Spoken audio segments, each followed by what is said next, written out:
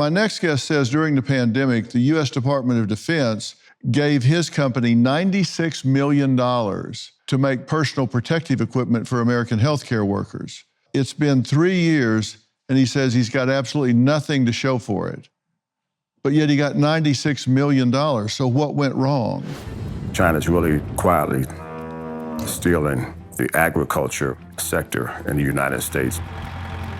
Before China started coming into this area, I could buy decent farm ground for $2,500 to $3,000 an acre. Now it's $15,000, $20,000. They're now controlling the buying stations, the grain elevators, and they're controlling the food. Stealing our seed technology. This is national security. Well, that was fourth-generation farmer John, who I spoke with a couple of months ago. John told me he was in danger of losing his family farm because Chinese nationals with close ties to the Chinese Communist Party are buying up land around him, driving up the values, and as a result, he can't even afford to pay the taxes on the land he owns, let alone buy additional land. I want to reiterate tonight that we're talking about the Chinese government, not the Chinese people. I want to bring two more voices into this conversation. Dan Izaki is a founding member of the American Medical Manufacturers Association and CEO of the United States Technology. He says, as someone who manufactures PPE, this is personal protection equipment, right here in the US, he feels the US government has abandoned him for China. And Peter Mattis is the president of Jamestown Foundation and has written and spoken extensively about the Chinese government and Chinese Communist Party. He says the Chinese government is callous, malicious, and Americans should be worried. You got $96 million from the government, but that's a drop in the bucket when you're trying to compete with China, where they're paying 47 cents an hour for labor, right? Absolutely. How do you compete with that? So it's a great question. I'll compete with anyone, right? Based on skill, based on technology, based on innovation. But when you're competing against a national power that has the ability to subsidize, control, and make their businesses more competitive globally than we are, it's really not a fair fight, right? The goal is to dominate, and when we're basically looking at it from the perspective of, we're, for-profit businesses, we work off of innovation, American ingenuity, and grit and spirit. But the reality is, how can you compete when I have to pay my workers, $48,000 to $52,000 a year for a warehouse, employee versus someone who's making pennies in China? If it's not slave labor, by the way, that's a possibility too. That is a possibility, but 47 cents an hour is what our research is turning up. That's $4 a day, maybe. Right, but it's not only that, it's also, buying cheap Russian oil, right, to provide the power, right? Because all of these factories run on power, right? It's everything. And they're just giving their companies the most advantages possible, making sure that the industry here never gets started. So Peter, what is the goal of the Chinese Communist Party in all of this? The Chinese Communist Party has been consistent for the last 100 years to take China back onto the world stage as a great power, to lead the world, and to define the values and the value chains, if you will, for industry in the way that the world works. And in some sense, the way they describe a new type of international relations or a community of common destiny for mankind is about taking this system that they have internally where the party represents everyone. This is their claim to being a democratic party. That they incorporate those interests and they decide what's important, and that the world will sort of funnel through Beijing rather than through the ways in which it's worked now to date. And the impact, as we're discussing here, is that nobody can compete, and therefore, are we not completely at their mercy? Well, we still have options. There's production all around the world, and many of those are much friendlier countries and ones that we can deal with. But if we don't change our attitude on this a little bit, we're going to keep seeing these problems.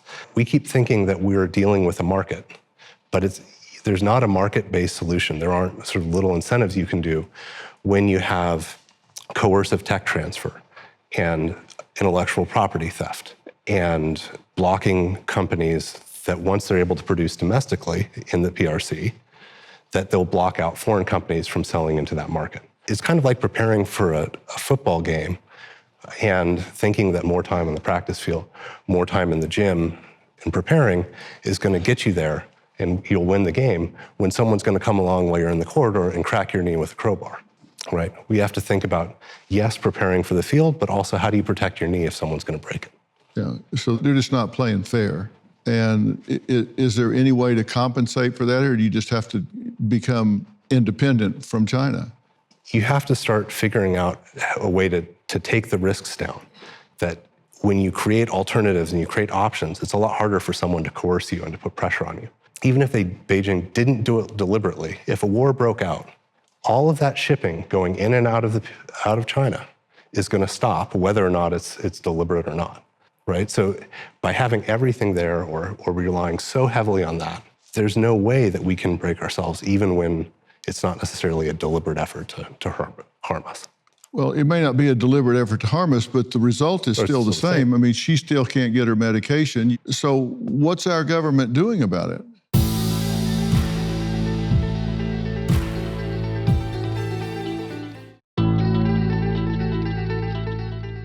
What's our government doing about it?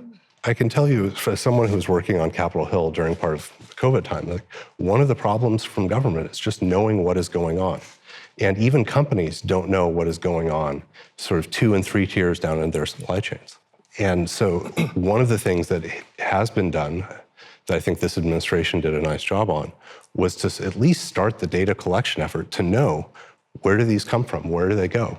FDA inspections at overseas factories are down to the extent that we were ever even able to get into factories that were in the PRC. But at least at the starting point, it's knowing what these supply chains actually are. Yeah, this isn't a political thing. It's 17 years. I mean, we're paying people to deal with this and nobody's dealing with it. You're saying they're starting to collect some data. Well, whoop-de-doo. It's been 17 years. Well, here's an honest question about this. Do we want government to produce these itself? If that's what it's going to take, then that's something that we have to consider. And if we're thinking about it as a market, then we're going on to a tilted playing field. So we've got to think about how we block this off. So if I can add, during the beginning of the pandemic, maybe the Department of Defense knows where the bullets and the missiles are, but in terms of the medical supply chain, there was no information.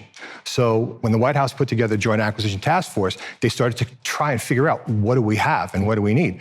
And it was shocking that information didn't exist. And I know that, today HHS has a program where they're trying to invest and put all that data together. But, that requires a lot of partnerships between government and business and bringing that all together. And hopefully they're working on it. Sounds to me like we got a bunch of people having a meeting to plan a meeting to create a committee to have another meeting. Absolutely. And in the meantime, she can't get her medication. Absolutely. He can't get what he needs for his patients. Nobody's doing anything about it. Absolutely correct. Somebody needs to put verbs in their sentences and start doing something. I mean, I'm just saying.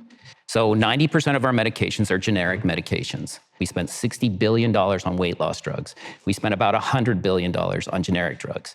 The answer's already built in there. The money's already there. And when you consider that the US government funds about 50% of all drug purchases between Medicaid and Medicare, they have the power. They just have to shift it from the top end to the bottom end and take care of 90% of the people.